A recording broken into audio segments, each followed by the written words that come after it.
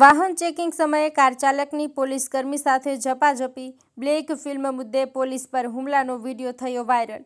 સાબરકાંઠામાં પોલીસ પર હુમલાનો બનાવ બનવા પામ્યો છે। હિંમતનગરના મોતીપુરા વિસ્તારમાં પોલીસ દ્વારા વાહન ચેકિંગ અભિયાન હાથ ધરવામાં આવ્યું છે। પોલીસ મહાનિરીક્ષકના પરિપત્રને અનુસરીને સિટી ટ્રાફિકના કર્મચારીઓ વાહનોમાં લગાવાયેલા ડાર્ક ફિલ્મ અને નંબર પ્લેટ અંગે કાર્યવાહી કરી રહ્યા છે।